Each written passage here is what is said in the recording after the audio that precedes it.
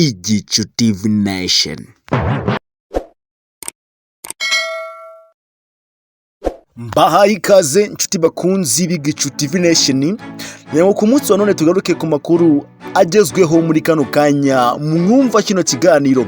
Nyango tubabwira yuko amacakubiri akomeye cyane muri Repubulika ya Demokarasi ya Kongo hagati y'igihugu cya Kongo ndetse na Sadec yaje gucungirira hariya umutekano. Amacakubiri akomeje kugenda aba menshi mwakira gihugu, dore yuko igihugu cya Repubulika ya Demokarasi ya Kongo kimaze gutakaza ibifaru bibiri, aho kimwe cyarashwe n'ingabo za M23 kuri itariki ya 3 z'ukwa 2024, nyuma yuko kimaze guturirwa. Ingabo za Tanzania ntabwo zabyumvishe neza kandi ntabwo zabyakiriye neza, ndetse kandi nikibana no gutanga amategeko hagati y'ingabo za Tanzania ndetse n'ingabo za South Africa. Ibi ngibi bikomeje kugurana cyane, bijyanye nuko buri umwe wese ari kumva yashiraho amategeko ye n'undi nawe akaba yashiraho amategeko ye, dore yuko ingabo za Tanzania zavuze yuko iki gifaru kuba cyaturikijwe byatewe nuko ingabo za South Africa arizo zititwaye neza ku rugamba. Ibi ngibi bikaba bikomeza kurushaho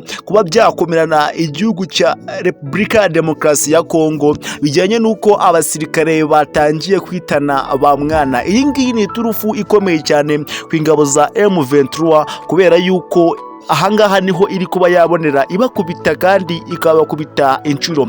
Baravuga bati muri rw'ikinyarwanda ngo 3 bunze ubumwe baruta 8 barasana. Bishatse kuvuga yuko ingabo za M23 ni bakeya ku rugamba, ariko imbere cyane bakora ibitangaza ugereranyije n'ingabo za FDLR, Sadec ndetse n'abandi bambari bafasha igihugu cya Repubulika ya Demokarasi ya Kongo kurwana ku rugamba. Ikindi kandi barakomeza bavuga bati igiti kimwe ntabwo ari ishamba. Yego nibyo koko, igihugu cya Repubulika ya Demokarasi ya Kongo cyatiye ingabo mu bihugu bitandukanye kugira ngo babashe kuba bafatanya, babashe kuba bakwivuna umwanzi ari wa M23. Ariko ibi ngibi rero byajye n'amacakubiri yabo abarimo hagati biragoye cyane, kubera yuko ku mirongo y'imbere ku rugamba umutwe wa M23 urimo kugenda urushaho kwivugana benshi cyane. Ibi ngibi ari nabyo bikomeje kujya bikurura amakimbirane akomeye cyane, nyuma y'ubwo ibifaru bitandukanye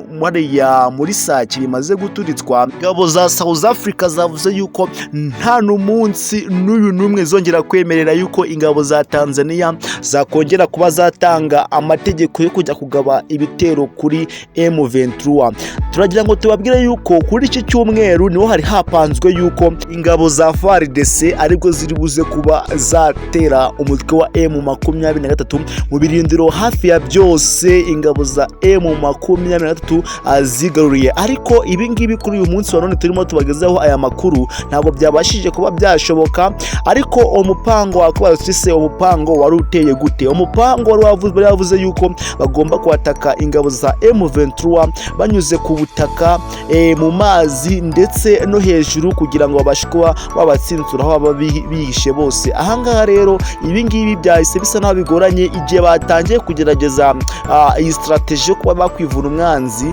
Byabagoye cyane kubera yuko benshi muri bo babashije kuba bakwivuganwa ku rugamba, bityo babasha kuba basubira inyuma bitewe nuko ndetse kandi n'ubukana M23 yari ifite ku murongo y'imbere ku rugamba. Nabyo bikaba byakereye umwuka utari mwiza hagati y'ingabo za Sadec, dore ko Sadec igizwe n'ibihugu bitandukanye, n'ibihugu byinshi byavuye hirya no hino muri Afurika.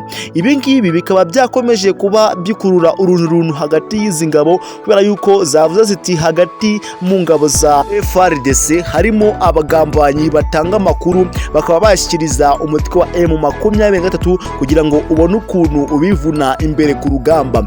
Ibi ngibi ngiyo bigiye gukorwa, babanza baterana inama yawe, yamara kuba hakaba harimo abantu mwibanga rikomeye cyane baba bafite utuntu dukurura amajwi, twaba twayashyikiriza umutwe wa M23, bityo bakaba babasha kuba bakumva amakuru yose yo kwataka ndetse no kwatakwa imbere ku rugamba mu gihe bagiye guhangana. Mwibuka neza ku munsi w'ejo hashize nibwo twabagejeho amakuru akomeye cyane yibanda kuri politike ndetse na diplomasi ku ruhando mpuzamahanga. Twabwiye yuko igisirikare cy'Uburusiya ndetse n'ubutasi bwacyo batangaje hanze amakuru akomeye cyane, amakuru agaragaza buryo ki leta y'ubumwe za Amerika zifasha umutwe wa M23 imbere cyane ku rugamba. Ibi ngibi byababaje Biden, avuga yuko agiye gukora ibishoboka byose ndetse kandi kugira ngo n'umusanzu yatangaga awukube inshuro ebyiri bwikube kugira ngo abashe kuba yatsinsura kandi yagabanya agasuzuguro ka Perezida Vladimir Putin.